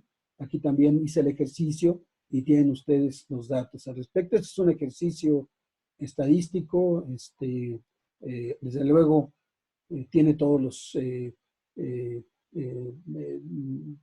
tiene, de acuerdo a mis modelos, significancia estadística, pero pues ya saben que el error es el error tipo 1, ¿verdad? Pues a lo mejor lo puse muy, 5%, 10%, y ya saben, pues de 100 me fallan 10 o me fallan 5. Pero en fin, lo que hace simplemente es tratar de establecer un lineamiento. Ahora, ¿cómo le hacemos? Aquí tienen ustedes un análisis que desarrollé descomponiendo los factores que inciden sobre el valor de la producción para 2010 y 2015. Y lo que quiero plantear es, el valor de la producción sube por diversos factores. Ya saben, es el precio, la superficie, el rendimiento. ¿Qué es lo que nos explica el cambio? ¿Qué es lo que nos explica que, bueno, si es el precio, quiere decir que esa es la variable fundamental, quiere decir que ahí, por ese lado, podemos comenzar a apoyar. Y son los rendimientos, ¿de qué nos habla? Pues nos habla de tecnología, cambio tecnológico. Si es superficie, pues es ampliar la frontera agrícola. Es, digamos, lo que nos enseñaban en nuestro curso de cultivos básicos, ¿verdad? ¿Por qué crece la producción? ¿Cómo podemos ampliar la frontera agrícola? ¿Cómo podemos mejorar el rendimiento? ¿Y qué tanto el precio? Un aspecto que este análisis expresa, utilizando el tipo índice de las Peyres, de Fisher y de Pache, es que por lo menos en maíz, lo que explico en ese periodo, el cambio en el valor, fueron los rendimientos, porque el precio cayó en forma, precios reales cayó en forma sustantiva.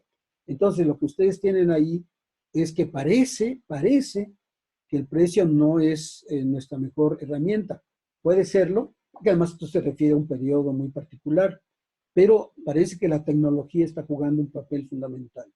En el caso del trigo, pues fue un periodo de caída del valor de la producción y todos jugaron negativamente. Pero el ejercicio, si ustedes ven en la parte de rendimiento en general, no solamente para el tema de ¿cómo se llama?, de los granos, sino caña, jitomate, alfalfa, parece que una variable que está jugando un papel muy importante es el rendimiento, que nos habla de tecnología fundamentalmente. ¿Cómo produzco? ¿Se acuerdan que habíamos hablado de las actividades clave? Es a lo que se refiere. Muy bien, entonces, bueno, este es un ejercicio simplemente para ilustrar cómo puede uno tratar de identificar lo que se llaman las fuentes del crecimiento o las fuentes del cambio de la producción. Y fíjense, estamos hablando de, como le llaman, commodities, de granos básicos.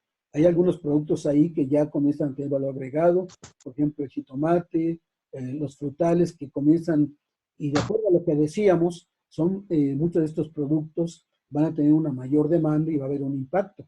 Entonces, esperamos, ¿verdad?, que el análisis pues se vaya ajustando de acuerdo a las condiciones. Y, por ejemplo, otro aspecto que aquí quiero destacar de lo que hacíamos en FIRA es la idea de que hay temas que desde ese tiempo se platicaban y que nuevamente eran un poco quizá una curiosidad, pero que de pronto se convierten en críticos. El manejo de la higiene y la inocuidad, reducción del nivel de contaminación. Es decir, todos los temas ahí que tenemos temas que ahora se convierten en temas fundamentales para la nueva forma como manejamos la tecnología.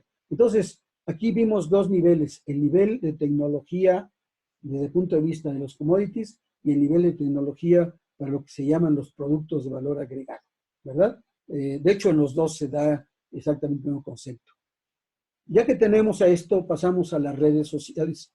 Otra vez, mercados meta, propuesta de valor, canales de distribución, relaciones con clientes, recursos clave, actividades clave, y luego entramos a las relaciones.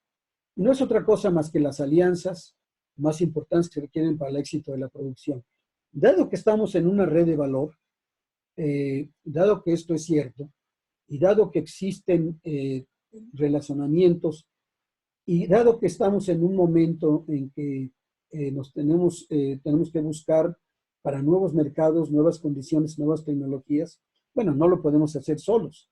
Tenemos que entender que estamos en una red que tiene ustedes los elementos, financiamiento, asociación, subcontratación, etcétera, etcétera. No son más que, aquí es darles a ustedes una idea de que en realidad más que una cadena, como lo manejamos tradicionalmente, no es tal, en realidad es una red, es como una telaraña porque las relaciones se dan de muy diversa naturaleza y no es tan lineal, ¿verdad? Simplemente hay relaciones a la derecha, a la izquierda, arriba, al centro, etc.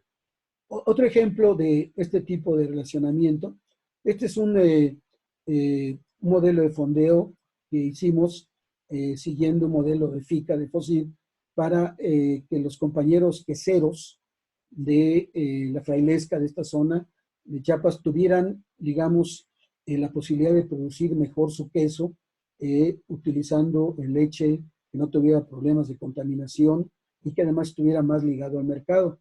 Y la figura que ahí estamos planteando es una empresa articuladora, que como pues tiene sentido, la empresa lo que hace funciona como el vínculo entre ganaderos y la quesería, ¿verdad?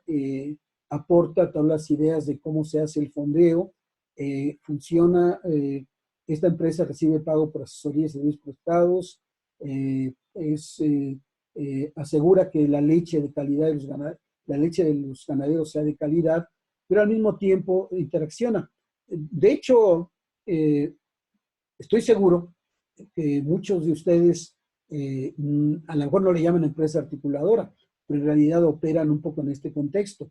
Operan como un eslabón entre la agroindustria y la agricultura o la ganadería y son los que están tratando, ¿verdad?, de mejorar por un lado la calidad de lo que ofrece la agricultura y por otro lado dándole a la agroindustria los productos que requiere para que mejore su penetración de mercado. Es lo que le llaman relaciones ganar-ganar.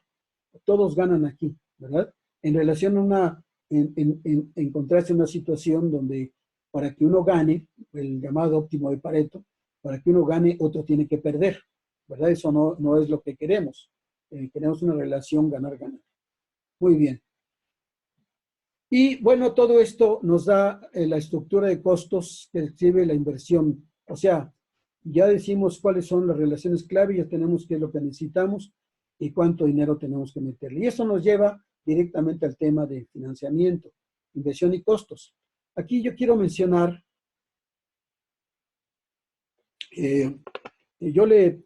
bueno, la inversión y costos es una forma muy sencilla de plantearlo. Inversión, todos son, pues, ya saben, desde el punto de vista económico, es el capital que nos permite generar producción, ¿verdad? Los costos sería toda la parte correspondiente, por ejemplo, a los gastos de habilitación, o sea, el capital de trabajo que nos da, ese capital de trabajo nos da toda la, digamos, la gasolina para que el negocio funcione. Y esta es la parte financiera que nos interesa.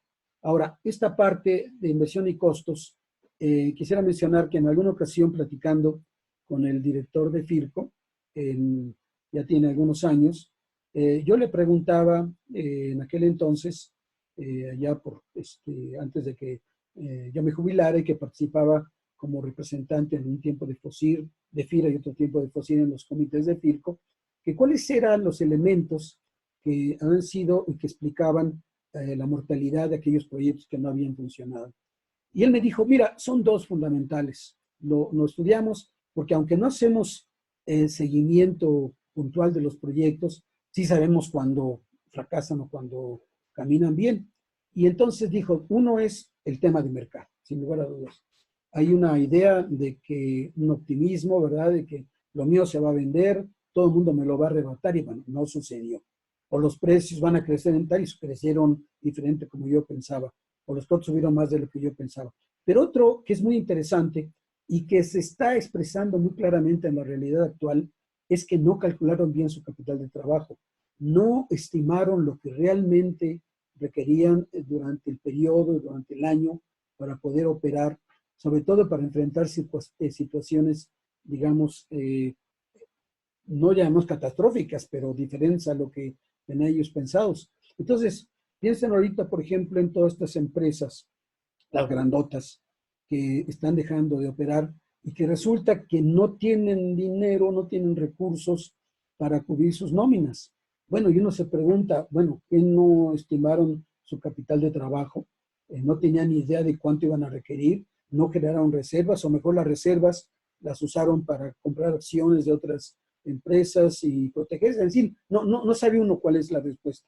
Pero lo que sí sabe uno es que para el proyecto y el trabajo que hace uno, debe tener muy claro y bien estimado su capital de trabajo, ¿verdad? No solamente la inversión que hay que hacer, el arranque, sino el capital de trabajo, que es la gasolina que permite que el negocio funcione, que es la gasolina con la que ustedes seguramente dan sus servicios. Muy bien. Y entramos ya de lleno al tema de rentabilidad.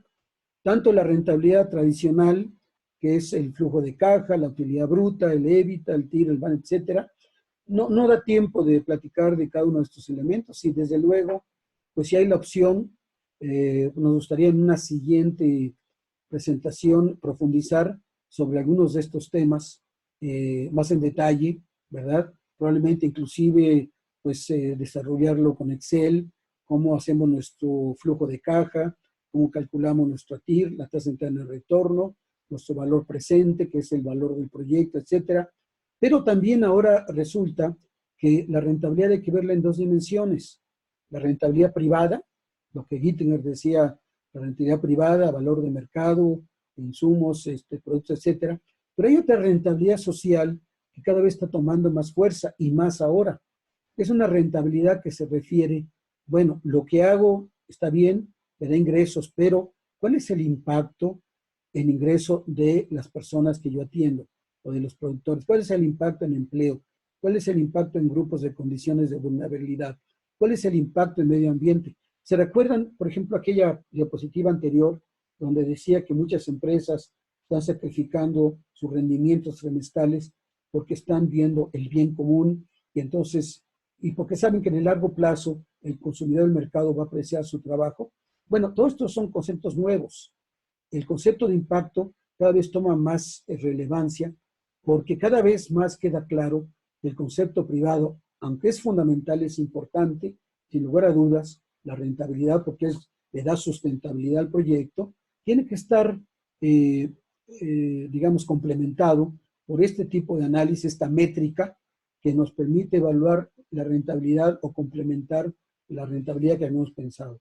Y el otro tema, que es el tema más fuerte de todos, porque es, acuérdense, la dualidad, rentabilidad-riesgo o rendimiento-riesgo, es la dualidad que nos explica el éxito y fracaso de los proyectos. Hay los riesgos que conocemos, el riesgo de mercado, el riesgo tecnológico, el riesgo financiero, el riesgo de gestión, el riesgo de impacto social y ambiental que hemos mencionado anteriormente. Y el otro nuevo ha existido siempre, pero ahora toma nueva dimensión el riesgo sistémico. Yo les había dicho que la beta, el coeficiente que se utiliza para evaluar el impacto del cambio, el efecto del sistema sobre el sector de la agricultura es muy, para el caso de la agricultura nos indica que la agricultura es resistente, es resiliente. ¿Será igualmente resiliente ahora?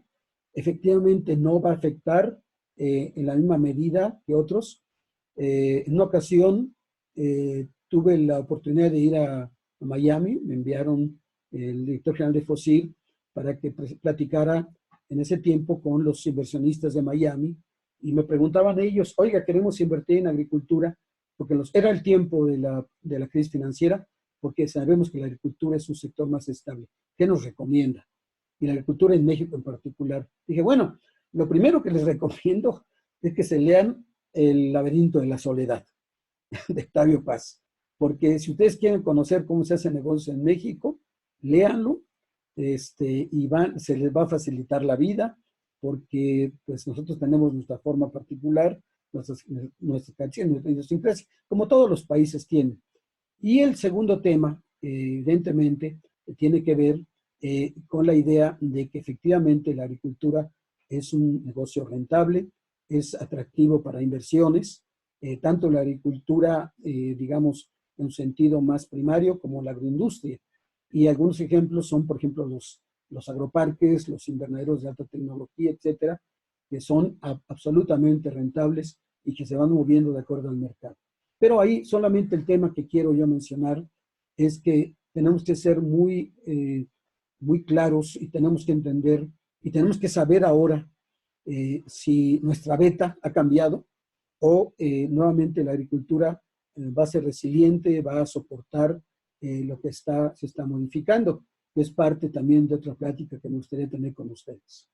Ahora, hablemos del financiamiento, porque al final del día todo esto que tenemos aquí, todo esto que tenemos aquí ya está los mercados meta, ya está las relaciones con clientes, canal de distribución, propuesta de valor, pero al final del día todo nos lleva al fondeo. ¿Y por qué nos lleva al fondeo? Por una razón muy sencilla, porque no importa lo que hagan ustedes, no importa qué tanto se esforzaron en su proyecto, no importa qué tan detallados fueran para conocer su mercado, no importa qué tan explícito tuvieran su tecnología, no importa todo el cuidado que tuvieron para que el proyecto tuviera todas las condiciones. Si nadie lo fondea, pues no va a suceder. Claro, uno puede decir, bueno, lo fondeo yo, pero si lo fondeo yo, mis recursos propios, quiere decir que yo corro todo el riesgo. Si las cosas salen mal, pues yo soy el que estoy pagando todo. Entonces, el fondeo es crítico porque incide directamente con la rentabilidad del proyecto. No del proyecto en sí en su sentido estricto, esa no cambia, pero sí incide sobre la rentabilidad del inversionista, del que pone el recurso. Y entonces, la idea del fondeo es fundamental, es lo que posibilita que el proyecto se lleve a cabo o no. Y quisiera aquí darles algunas ideas, ¿verdad?, de lo que manejamos en su momento sobre el modelo financiero, de qué depende el apoyo financiero, ¿verdad? Y ahí en esta gráfica que desarrolló el ingeniero Javier Delgado, se veía que dos partes fundamentales para que funcione el proyecto son, uno, el conocimiento sectorial, que sepa lo que estoy haciendo, y segundo, la innovación financiera. ¿Pero de qué depende ese aspecto de financiamiento? Pues primero, que el proyecto sea viable, ¿verdad? Pero el proyecto es viable porque uno tiene el conocimiento o espera tener el conocimiento sectorial. Y muchos de ustedes, esa es una de sus partes, yo supongo, fundamental. Ustedes otorgan el conocimiento sectorial al proyecto para que sea viable, pero no es suficiente. Un proyecto de inversión viable necesita financiamiento y eso lo convierte en una oportunidad para el desarrollo. Pero el financiamiento toma diferentes modalidades, como lo habíamos comentado. Puede ser por capital, o puede ser crédito, o puede ser inclusive con la parte que ustedes desarrollen de sus propios recursos, en el caso que sean productores. Déjenme comentar que la diferencia fundamental entre capital y crédito es fundamentalmente un tema de riesgo. Ahorita lo vamos a ver en la... Cuando tienen ustedes, ya sea que lo vean como tiro o vean como van, que el valor futuro del proyecto es mayor su costo de oportunidad, porque pues el dinero tiene un valor en el tiempo y nosotros lo que queremos es que el valor descontado de los flujos del proyecto pues sea por lo menos positivo, porque lo que nos dice, y descontado por su costo de oportunidad, que lo que nos dice es que el proyecto opera, funciona. De hecho, eso nos define el valor del proyecto. Si yo lo quiero vender, pues tengo que calcular ese valor futuro. Ahora, ese valor futuro depende, y esta es una forma de expresarlo, pero donde entra la tasa de rendimiento del proyecto, la tasa de interés, el riesgo y los costos de transacción. Otra forma de verlo, como está aquí, es las condiciones financieras para operaciones activas de financiamiento incluyen los costos de la institución, o sea, el costo de fondeo, el rendimiento del capital, la prima por riesgo y el costo de operación.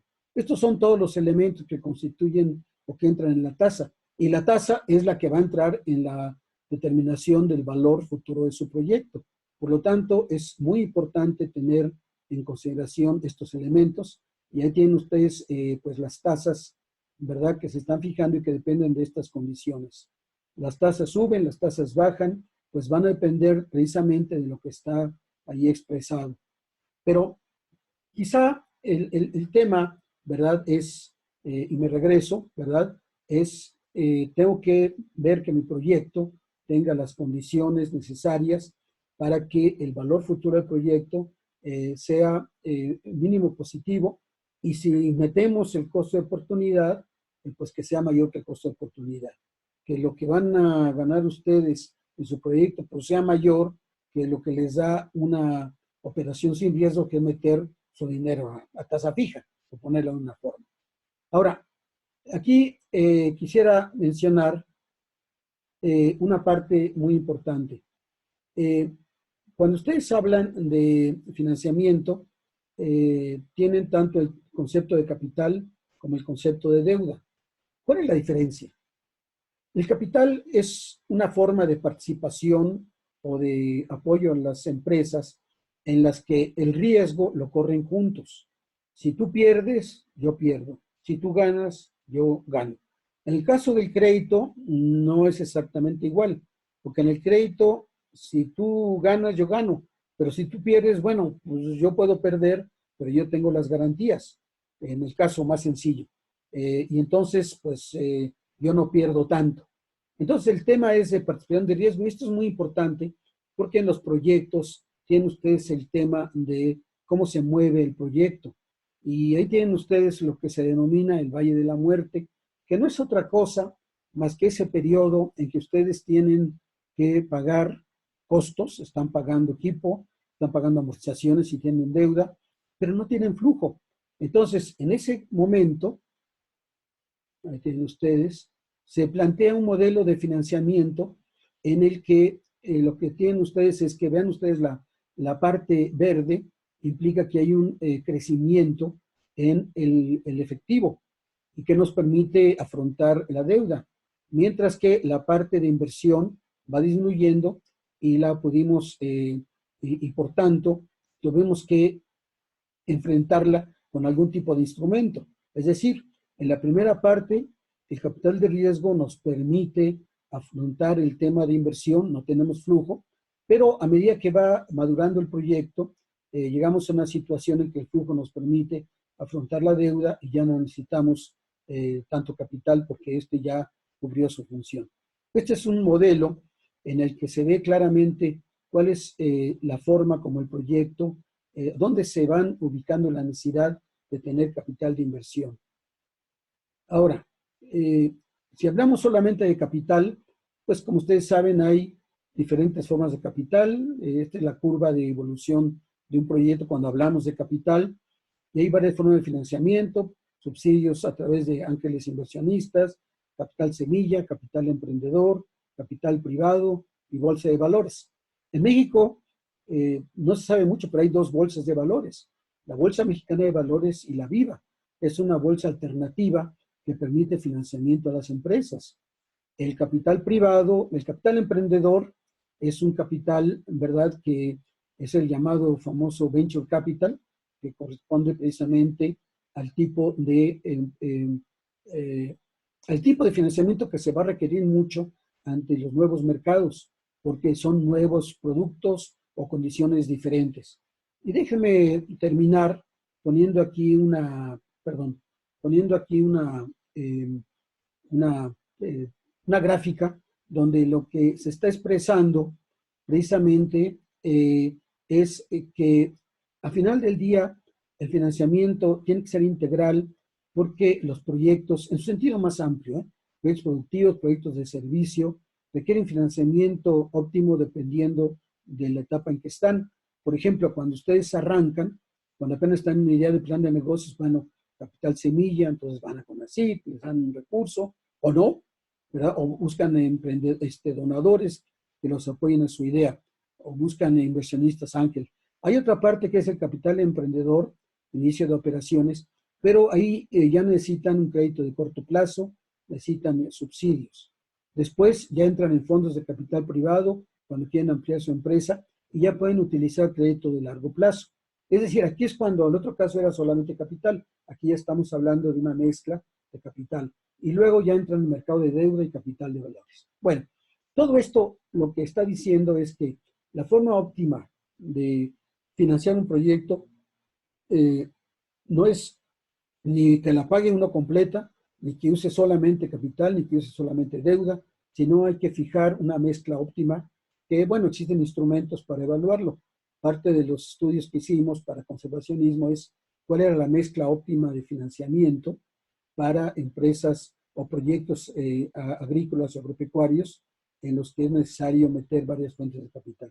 Déjenme terminar la plática, digamos, resumiendo lo que hicimos, pero con una nota que llamaríamos optimista, una muy buena noticia, ¿verdad? Bueno, muchos dicen que no es tanto porque no es todavía consistente, porque, bueno, se está dando, pero está limitado, etcétera, etcétera, pero todos pensamos que ojalá y se mantenga, que es los niveles de contaminación disminuyen. Ahí tienen ustedes, en el caso de China, cómo la necesidad de dióxido de nitrógeno cayó en forma espectacular, solamente en un mes, por efecto de el confinamiento. Y bueno, esto es anecdótico, una ballena nadando en las playas de Acapulco. Quisiera entonces comentar que, bueno, quisiéramos que esto continuara, quisiéramos que reactivando la actividad económica ahora fuera, como decíamos, como dicen, de la cuna a la cuna. Y déjenme hacer un resumen final de todos los pasos, simplemente para que, ahí va, esta presentación va a estar disponible, eso ya lo comentó el doctor, y nada más para que vean ustedes, como dicen, la gran imagen, ahí está, ¿verdad? Y ahí está todo lo que manejamos. Repito, uno, estudiamos el mercado meta, en el caso, digamos, cuáles son los segmentos de mercado y cómo está moviendo. Hablamos de la propuesta de valor tanto en términos genéricos, de macrotendencias, cómo van a afectar en el caso al sector primario y al sector que nosotros, en nuestra responsabilidad, cuáles son los canales de distribución y luego cómo hacemos al cliente, qué seguimiento tenemos con él, que desde luego ahora se facilita con el tema de la digitalización. Luego hablamos del flujo de ingresos y tener la visión de largo plazo, de ver cómo se van a comportar los ingresos que cuando desaparezca este riesgo sistémico que enfrentamos, nos va a permitir conocer mejor en el largo plazo cómo se comportan precios, cómo se comportan los mercados. Y luego hablamos de la parte tenemos el equipamiento, recursos claves, la tecnología, actividades clave, las relaciones clave, que es la red de socios, y luego cerramos con la idea de que pues todo eso de tecnología requiere inversión y costos, y juntando inversión y costos y flujos de ingresos, tenemos en nuestro análisis rentabilidad, en el sentido más amplio, rentabilidad privada, rentabilidad social, métrica de impacto, etcétera, y el tema de riesgos, los riesgos propios del proyecto, los riesgos sectoriales, los riesgos sistémicos, y al final cerramos con lo que cierra todo. ¿Quién lo financia? ¿Cómo lo financia? ¿Y cuál sería la forma? Lecciones que mencionábamos, la idea de que hay que ver el largo plazo, la idea de que hay cambios irreversibles, la idea de que lo que hagamos ahora será recompensado en el futuro, la idea de que están cambiando los mercados y hay que adaptarnos a ellos y que finalmente, ojalá, ¿verdad? Y que este logro que se está, digamos, pírrico, como dirían, de tener una menor contaminación, se mantenga. Entonces, finalmente les agradezco su atención por escucharme y desde luego me pongo a sus amables órdenes y otra vez muchas gracias y muchos saludos.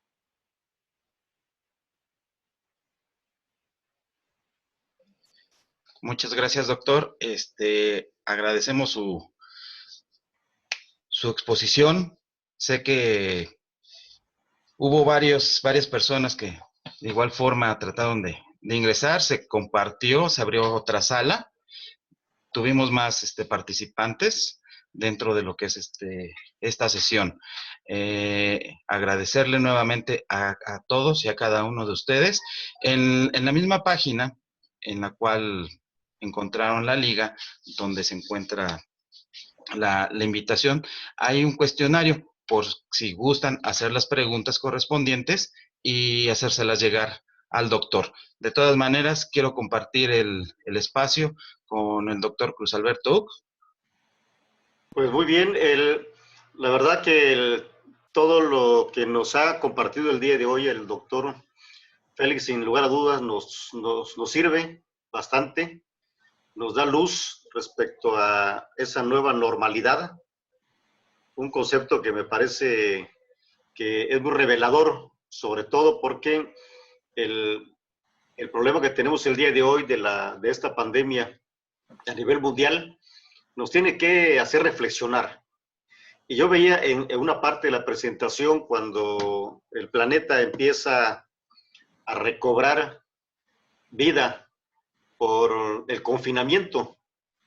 Seguramente que después de este ejercicio de confinamiento, pues van a surgir muchas voces, van a surgir muchas tendencias, muchas megatendencias a tratar de buscar un mayor equilibrio entre la producción, el crecimiento económico, la protección del medio ambiente, y esa va a ser desde mi punto de vista, parte de la nueva normalidad, a la que tendríamos que acostumbrarnos, y a la que tendríamos que empezar a conocerla, para que los proyectos de desarrollo y las consultorías y cada uno de los que estamos metidos en el tema de la consultoría rural, pues estemos muy al pendiente. Sin lugar a dudas, esta herramienta es muy novedosa. La verdad, le agradecemos esa participación del doctor Félix Carballo y anotamos que hay el compromiso de continuar con esta plataforma. Les iremos compartiendo el programa de videoconferencias que estaremos desarrollando durante toda esa etapa de la pandemia y el que estemos un poquito confinados. Pero sin lugar a dudas también esto nos va a llevar a que a través de la Federación de Colegios de Agrónomos y con esta plataforma estemos compartiendo la experiencia de tantos colegas que han buscado soluciones novedosas a los diferentes retos, tanto de carácter técnico, económico, productivo, como desde el punto de vista social de la problemática que posee en el campo. Por lo que, sin más, quisiéramos, a lo mejor si algún compañero quisiera tomar la palabra, tenemos todavía unos 4 o 5 minutos. Empezamos a las 10 y terminamos a las 12 del día como estuvo programado. De tal manera que si alguien levanta la mano, Eric, por favor, para algún comentario que pueda resumir, ¿sí? Y bueno, con la atención de que este video va a estar en la plataforma de la Federación de Colegios de Agrónomos y las preguntas, pues trataremos de sistematizarlas para irle dando respuesta a quienes lo hayan hecho.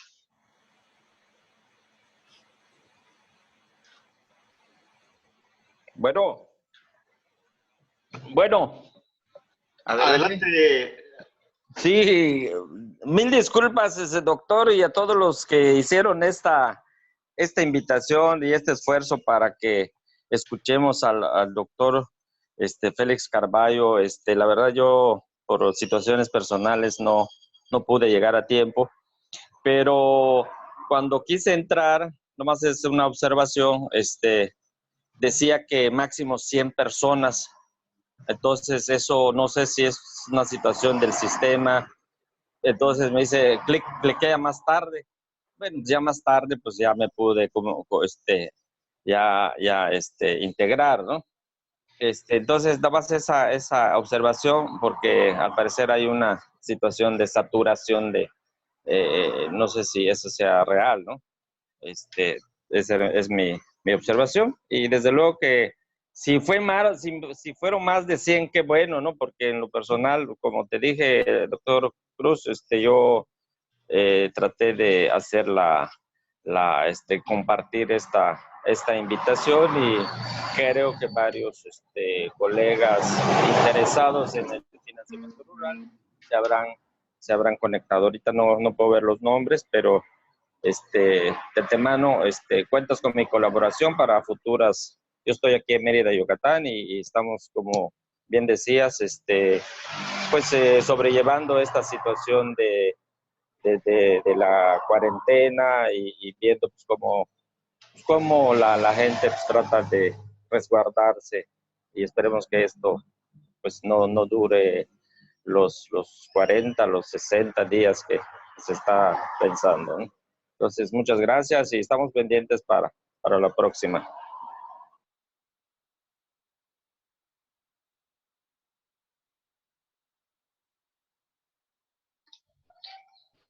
¿Alguien más que quisiera participar?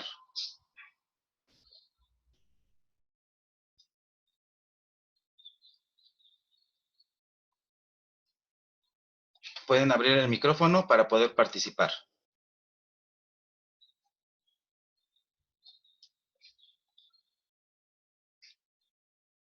Bueno, recuerden que este video va a estar compartido en la página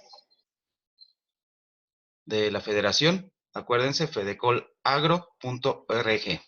Le cedo la palabra al doctor Cruz Alberto Uc para que pueda finalizar la sesión.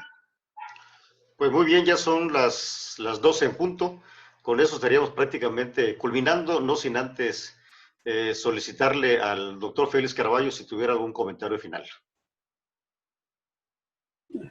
No, pues esencialmente es un honor, un gusto dar esta presentación, y yo creo que hay muchos temas que hay que profundizar, hay muchas preguntas que no están contestadas, y creo que nosotros como gremio es nuestra responsabilidad precisamente buscar, bueno, la primera y más obvia, ¿cuál es el efecto?